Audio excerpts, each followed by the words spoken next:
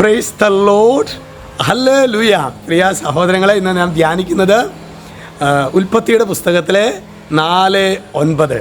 അവിടെ വചനം പറയാണ്, കർത്താവ് കായേനോട് ചോദിച്ചു, നിന്റെ സഹോദരൻ ആബേൽ എവിടെ? കായേൻ മറുപടി പറഞ്ഞു, എനിക്ക് അറിഞ്ഞുകൂടാ. നമുക്കറിയാം, അതായത് ആബേലിനെ കുറിച്ചിട്ടുള്ള ചോദ്യങ്ങളൊന്നും കായേന് ഇഷ്ടമല്ല. കാരണം അവർ സഹോദരങ്ങളായിരുന്നുവെങ്കിലും അവർ ശത്രുതയിലായിരുന്നു. പ്രിയ സഹോദരങ്ങളെ, കായേനോടാണ് ദൈവമായ കർത്താവ് അത് അന്ന് ചോദിച്ചതെങ്കിൽ ഇന്ന് നമ്മുടെ കൂടപ്പിറപ്പുകളെ കുറിച്ചിട്ടുള്ള ചോദ്യം ദൈവസന്നിധിയിൽ നമ്മോട് ഉയരുന്നുണ്ട്. നിൻ്റെ പങ്കാളി എവിടെ? നിൻ്റെ കൂടപ്പിറപ്പ് എവിടെ? നമുക്ക് ഒരുപക്ഷെ നമ്മളുടെ സ്വത്ത് തർക്കവുമായിട്ട് ബന്ധപ്പെട്ടായിരിക്കാം, പാർട്ടീഷനുമായിട്ട് ബന്ധപ്പെട്ടായിരിക്കാം, കൂടപ്പിറപ്പുകളൊക്കെ തമ്മിൽ ഒരു ബന്ധത്തിൽ ഒരു ഊഷ്മളത നമുക്ക് നഷ്ടപ്പെട്ടിട്ടുണ്ട് എങ്കിൽ, പ്രിയ സഹോദരങ്ങളെ, കായേനോട് ചോദിച്ച അതേ ചോദ്യം ജീവിക്കുന്ന ദൈവം ഇന്ന് നമ്മോട് ആവർത്തിക്കുന്നുണ്ട്. ഒരുപക്ഷെ നമ്മൾ ഉത്തരം പറയാൻ എനിക്കറിയില്ല, അവൻ്റെ കാര്യമൊന്നും ഞാൻ നോക്കാറില്ല എന്നൊക്കെ പറയുന്ന മറുപടികൾ അത് കായേൻ ആബേലിനെ കുറിച്ച് പറഞ്ഞതുപോലെയാണ്. അതുകൊണ്ട് തന്നെ ഇന്നത്തെ ഈ ഒരു ദിവസം നമുക്ക് വ്യക്തിപരമായിട്ട് ഒരു ജപമാല ചൊല്ലി പ്രാർത്ഥിക്കുന്നത്, നമ്മുടെ കൂടപ്പിറപ്പുകൾ തമ്മിലുള്ള ബന്ധത്തിൽ ഒരു വിള്ളൽ.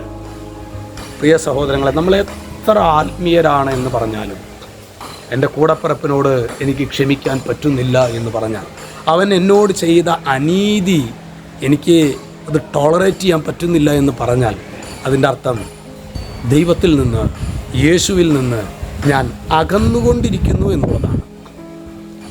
ദൈവത്തിൽ നിന്ന് അകലുക എന്ന് പറഞ്ഞാൽ, യേശുവിൽ നിന്ന് അകലുക എന്ന് പറഞ്ഞാൽ, അതിൻ്റെ അർത്ഥം സ്വസ്ഥത കൈമോശം വന്നു എന്നാണ്.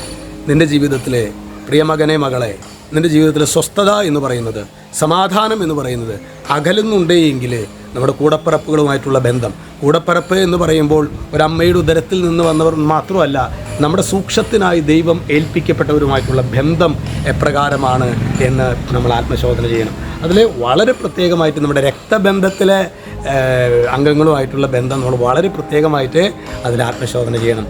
ഈശോ എല്ലാവരെയും ഉൾക്കൊള്ളാൻ വേണ്ട ഒരു വലിയ മനസ്സ്, അതൊരു വലിയൊരു മനസ്സാണ്. ഈശോയുടെ മനസ്സാണ് കുറവുകളും പോരായ്മകളൊക്കെ ഉള്ളവർ ഉൾക്കൊള്ളുക എന്നുള്ളത്. അത്തരത്തിലുള്ള ഒരു വലിയൊരു മനസ്സ് നമുക്ക് നൽകട്ടെ എന്ന് പ്രാർത്ഥിക്കുന്നു. അതിനായിട്ട് നമുക്കിന്ന് ഒരു ജപമാല വ്യക്തിപരമായിട്ട് ചൊല്ലി നമുക്കതിനായിട്ട് നമ്മുടെ മനസ്സിൻ്റെ വലുപ്പം ഒന്ന് വർദ്ധിപ്പിക്കാൻ വേണ്ടി നമുക്ക് പ്രാർത്ഥിക്കാം. നമ്മൾ സാധാരണ പിള്ളേരൊക്കെ ഈ മസിലും ഒക്കെ ഒന്ന് കൂട്ടാനും അല്ലെങ്കിൽ ശരീരം കുറയ്ക്കാനൊക്കെ ആയിട്ട് ജിമ്മിലൊക്കെ പോകും അല്ലേ, ഒരു വർക്കൗട്ട് ചെയ്യും. ഇതുപോലെ തന്നെ ഇന്ന് നമ്മൾ ജപമാല ചെല്ലുന്നത് നമ്മുടെ മനസ്സിൻ്റെ വലുപ്പം ഒന്ന് കൂട്ടാനായിട്ട്. ഇപ്പം മനസ്സിൻ്റെ വലുപ്പം ചുരുങ്ങിക്കൊണ്ടിരിക്കുന്ന ഒരു കാലഘട്ടത്തിലാണ്. മനസ്സിൻ്റെ വലുപ്പം വലുതാക്കാൻ വേണ്ട ഒരു കൃപയ്ക്ക് വേണ്ടി നമുക്ക് പ്രാർത്ഥിക്കാം. രക്ഷിതാവായ യേശുക്രിസ്തുവിൻ്റെ നാമത്തിൽ അനുഗ്രഹിക്കുന്നു, ഇപ്പോഴും എപ്പോഴും എന്നേക്കും. ആമേൻ.